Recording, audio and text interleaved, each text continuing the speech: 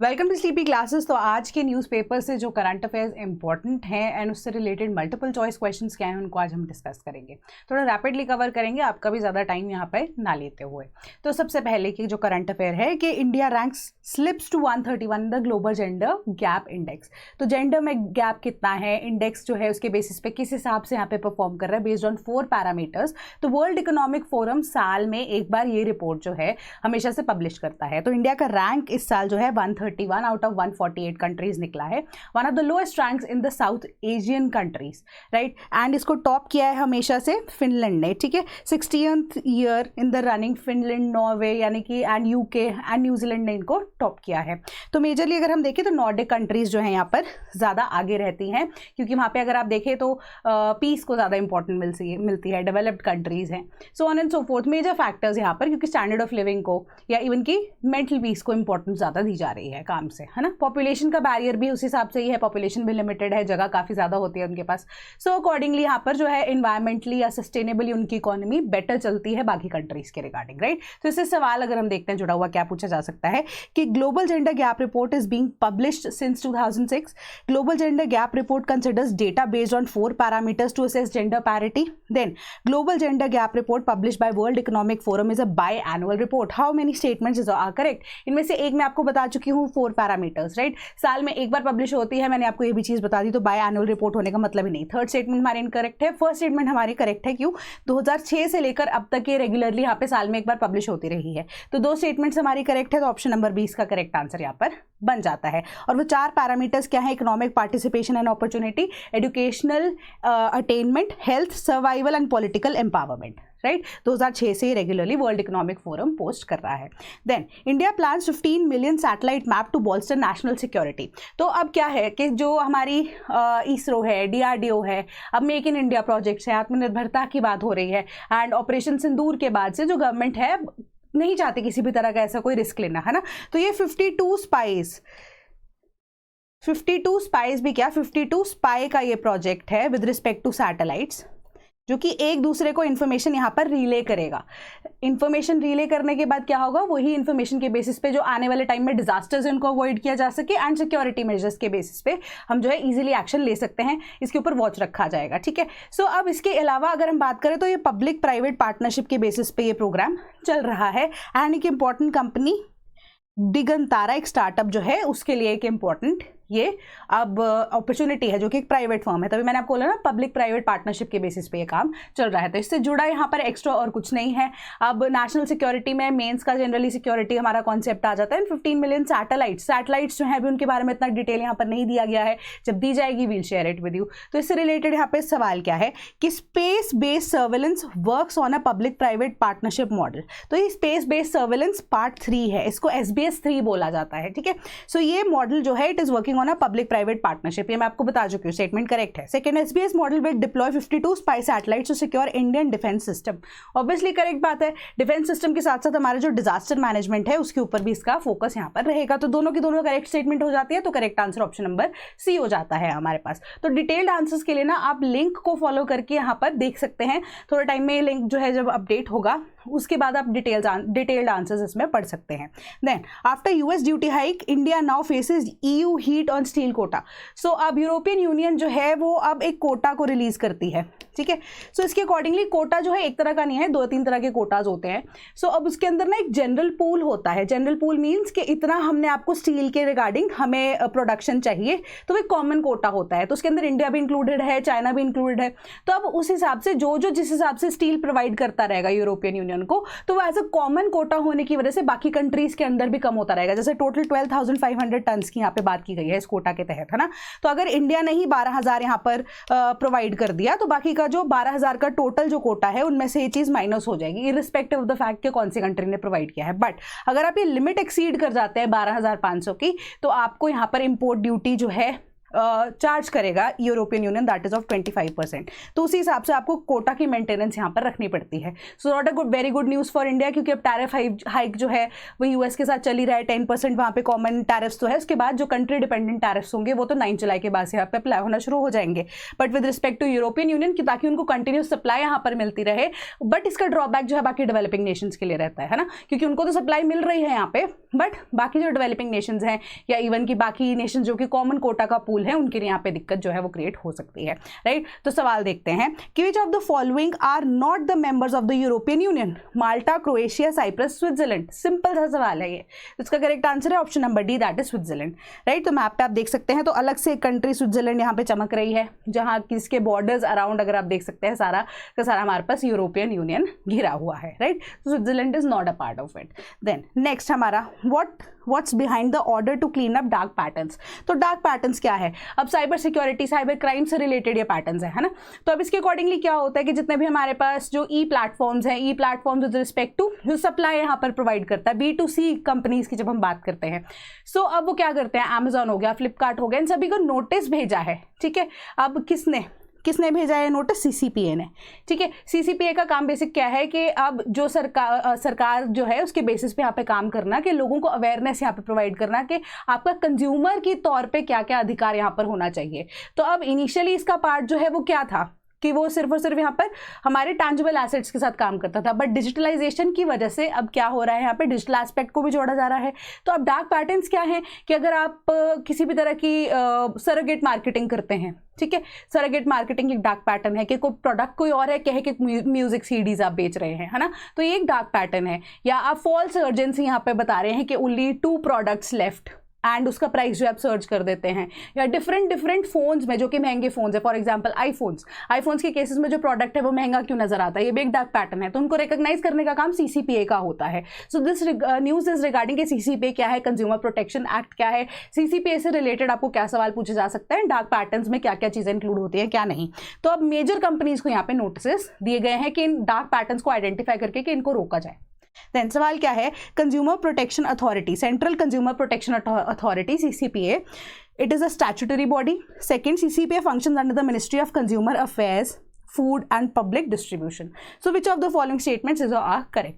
Correct statement निकालनी थी। Statutory body obviously हमारे कंज्यूमर प्रोटेक्शन एक्ट 2019 की जो अमेंडमेंट्स आई थी उसके बेसिस पे डिजिटलाइजेशन मैंने आपको बताया, तो उसी को रिकॉग्नाइज करने के लिए इसको अंडर स्टैट्यूट यहाँ पे बनाया गया। First statement is correct. Second, it functions under the ministry of consumer affairs, obvious ही बात है, दोनों की दोनों स्टेटमेंट्स यहाँ पे करेक्ट है, तो ऑप्शन नंबर सी यहाँ पे करेक्ट आंसर है। कंज्यूमर प्रोटेक्शन एक्ट 2019 ने अब CCPA जो कि उसको इस्टेब्लिश किया, अब 2019 का एक्ट 2020 में एनफोर्स किया गया था। And these are the powers of the consumer central consumer protection authority. Then why Andhra Pradesh and Karnataka are fighting over mangoes. तो कर्नाटका एंड आंध्र प्रदेश 2 स्टेट्स हैं। अब एक स्टेट से दूसरी स्टेट में भी यहाँ पे ट्रेड होता है विद रिस्पेक्ट टू मैंगोज। सो अब Andhra Pradesh is basically saying कि हम जो है केरला से आए हुए या बाकी स्टेट से आए हुए मैंगोज, जिसमें तोतापरी मैंगो सबसे ज़्यादा इंपॉर्टेंट है, ठीक है, उनको हम यहाँ पर नहीं अलाउ करेंगे आना। क्यों? रीज़न बीइंग कि हमारे जो लोकल यहाँ के मैंगोज हैं, या जो आप कह सकते हो कि लोकल सेलर्स हैं, वेंडर्स हैं, या लोकल प्रोडक्शन है, वो हैम्पर हो रही है। इसके अलावा यहाँ पर न्यूज़ में कोई एक्स्ट्रा चीज़ यहाँ पर नहीं दी गई है आपको, ठीक है। सो अब इससे रिलेटेड सवाल आपसे क्या पूछा जा सकता है with respect to GI tags हमारे हो सकते हैं जोग्राफिकल इंडिकेशन टैग्स। तो GI टैग्स क्या होते हैं, उससे जुड़ी हुई क्या क्या चीज़ें यहाँ पे स्पेसिफाइड होती है, उसके ऊपर थोड़ा सा गौर फरमाइएगा। तो आपको यहाँ पे match the you can say you had to recognise कि कौन सा पेयर करेक्टली मैच्ड है with respect to GI tags.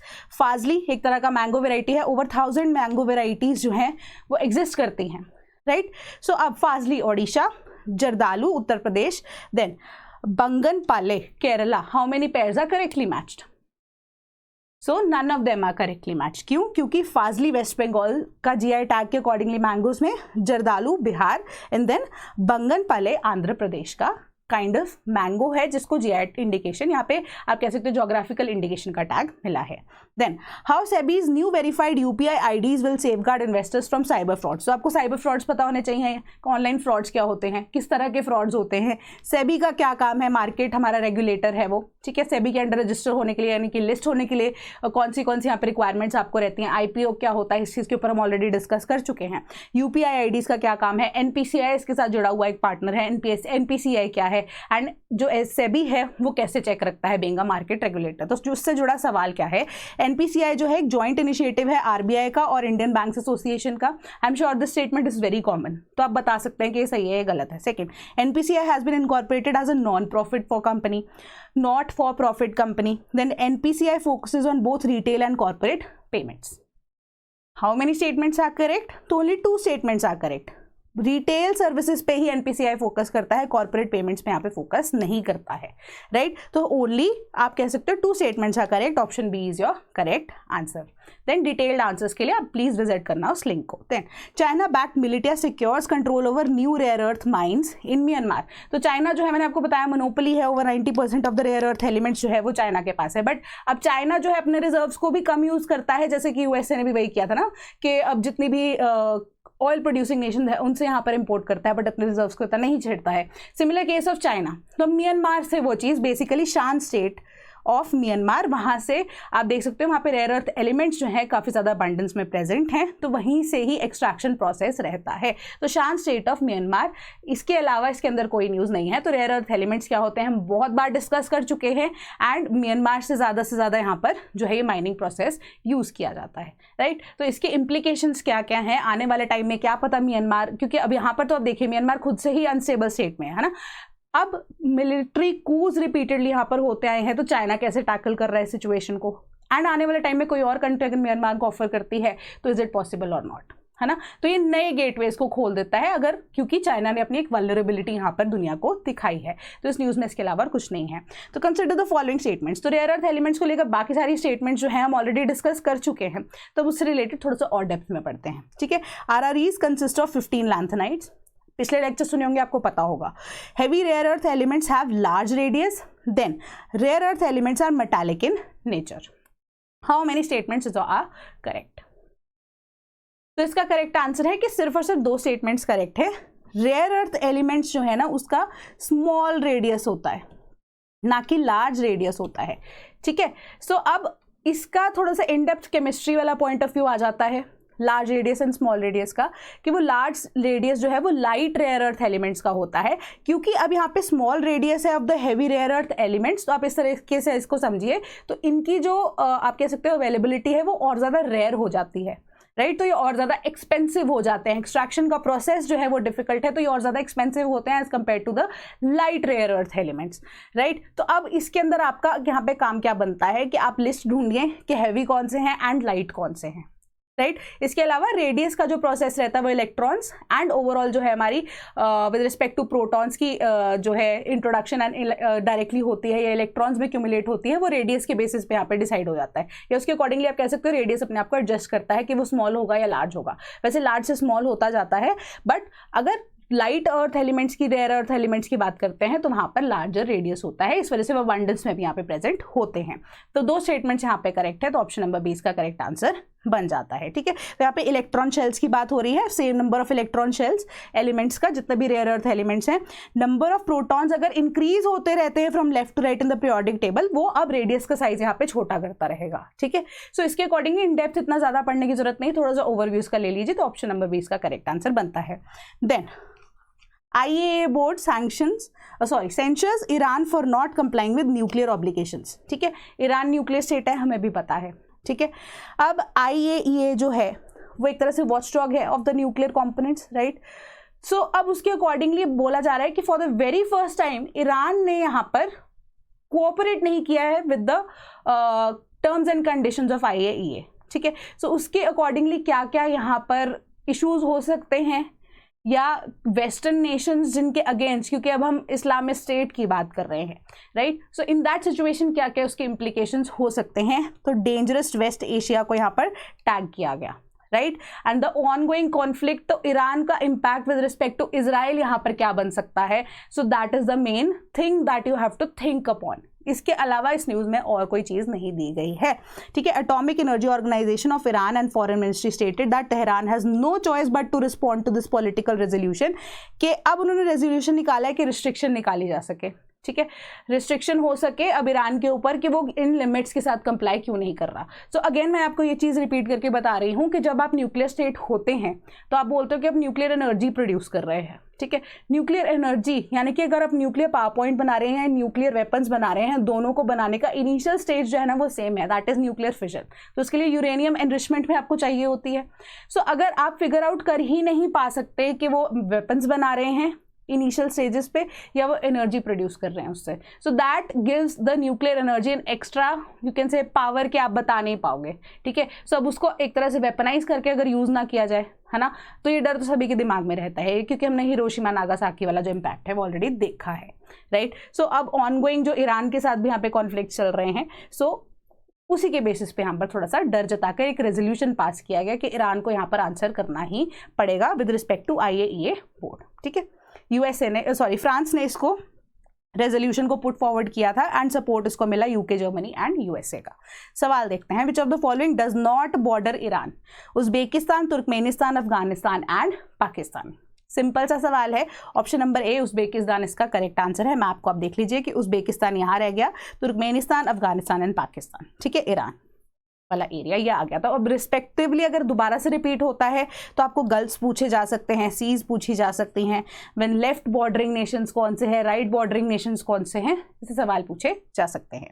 Then science behind right AC temperature, तो भी आपको पता होगा कि रिसेंटली न्यूज़ में आया है 1-2 दिन पहले के इंडियन गवर्नमेंट ने भी बोला है कि जो हमारा टेम्परेचर है AC का, जो कि सबसे पहले अगर हम देखें तो 16 डिग्रीज पे भी होता था, 16 डिग्रीज के बाद 2018 में WHO की एक रिपोर्ट आई थी, उसके अकॉर्डिंगली 16 से बढ़ाकर इसको 18 डिग्री सेल्सियस मिनिमम टेम्परेचर बता दिया गया था। अब उसके पीछे जो रीजन उन्होंने दिया था, क्योंकि WHO है तो हेल्थ रिलेटेड कोई इंपैक्ट होगा, तो उसके अकॉर्डिंग यहाँ पे WHO ने ये चीज बोली थी कि जो लोग अब ACs में लोअर टेम्परेचर्स पे सस्टेन करते हैं उनके अंदर एक तो हार्ट रिलेटेड प्रॉब्लम्स देखी गई हैं, ठीक है, और सबसे बड़ी बात रेस्पिरेटरी यहाँ पर जो प्रॉब्लम्स हैं, सिम्टम्स उनको देखने को मिले हैं, ठीक है। सो अब ये 18 डिग्रीज ना करके अब इंडियन गवर्नमेंट ने जो है Indian version of it like we always do, जैसे पार्टिकुलेट मैटर्स को लेकर भी है हमारे केसेस में, है ना, तो अब WHO से इंडिया की जो लेवल्स है वो ऑटोमेटिकली थोड़े से ज़्यादा होते हैं, तो इंडियन गवर्नमेंट ने क्या किया, इसको 22 डिग्रीज जो है वो कर दिया है, 22 डिग्री से लेके 28-30 डिग्रीज के बीच में जो है मिनिमम टेम्परेचर होना चाहिए। इसके पीछे का रीज़न ये भी है कि हमें एनर्जी भी सेव करनी है, जो कि ये आर्टिकल बोल रहा है, एनर्जी तो बिल तो कम होगा ही, है ना, 22 डिग्री से ऊपर वालों के लिए, बाकी हेल्थ इंपैक्ट्स मैंने बता दिया, respiratory and heart related problems जो है कम डिग्रीज में रहने वाले एयर कंडीशनड एरियाज के अंदर ही ज़्यादा जो है वो नोटिस किए जा रहे हैं। तो अब उसके अलावा हमारे जो आसपास की जो सराउंडिंग्स है, क्लाइमेट चेंज का इंपैक्ट है, उसके अकॉर्डिंगली टेम्परेचर राइज कर रहे हैं, तो लोएस्ट टेम्परेचर जो है उसको भी हमें एडजस्ट करना पड़ेगा, ठीक है। अगेन हेल्थ रिलेटेड इंप्लीकेशन उससे हो सकती है, तो उसी के अकॉर्डिंगली अब मल्टीपल तरीके से क्लाइमेट एक्शन या आप कह सकते हो क्लाइमेट चेंज को अडॉप्ट करने के लिए, या इवन की जो ओवरऑल हम सिस्टम देखते हैं विद रिस्पेक्ट टू हमारी BE रेटिंग्स, है ना, तो अब सर्टेन के बारे में आप यहाँ पे पढ़ेंगे, ठीक है। हमारी जो सर्टिफिकेशन है BE इन्वायरमेंट में हम पढ़ते हैं, उसके बारे में हमारे पेड बैचेस में भी वो चीज़ इंक्लूड होती है, वो सर्टिफिकेशन क्या होती है। अब हमारी जो 5 स्टार रेटिंग होती है BE के बेसिस पे होती है, इवन कि हमारा जो सोलर ग्रिड सिस्टम होता है उसके अकॉर्डिंगली हम कैसे जो है एनर्जी गवर्नमेंट तक पहुंचा सकते हैं, उससे हमें क्या फ़ायदा होगा, ये सारी चीज़ें जो है यहाँ पर इंपॉर्टेंट बन जाती हैं, राइट। AC से रिलेटेड जो है हमारे क्लोरोफ्लोरोकार्बन्स की जो रिलीज होते हैं उस पर कैसे इन्वायरमेंट का इम्पैक्ट पड़ता है, तो ये थोड़ी बेसिक सी चीज़ें से रिलेटेड जो है रिवाइज कर लेना आर्टिकल में, इसके अलावा और कुछ भी नहीं है, right. To be very honest, you just need to draw linkages from the articles, इसके अलावा इररेलेवेंस या रेलेवेंस आपको खुद डिराइव करनी यहाँ पर आनी चाहिए, right. Consider the following with respect to international energy agency कि IEA के हेडक्वार्टर्स न्यूयॉर्क में है, India is a member country of IEA. Oil market report is published by IEA. How many statements are correct? तो इसका correct answer है option number A, only 1, कि oil market report publish की थी IEA ने, ठीक है। इंडिया जो है मेंबर कंट्री नहीं है, एसोसिएट मेंबर है, it is not a member, right. IEA headquarters हमारे पेरिस में है, न्यूयॉर्क के अंदर नहीं है, right. So this was the crux of everything that I told you. So in case if you're preparing for UPSC and 2026 का specifically जो मैं बात कर रही हूँ, we have an ongoing batch, link आपको description box में मिल जाएगा, go check it out. And अगर आप सिर्फ और सिर्फ टेस्ट सीरीज का हिस्सा बनना चाहते हैं तो with respect to exclusive discount जो कि आपको available होते हैं, यहाँ पे दिए गए हैं 15% का डिस्काउंट आपको डायरेक्टली मिलेगा तो 2026 के बैचेस के लिए, देन टेस्ट सीरीज का भी लिंक आपको यहाँ पे डिस्क्रिप्शन बॉक्स में मिल जाएगा. You can check it out as well. That is all from my side today. Thank you so much.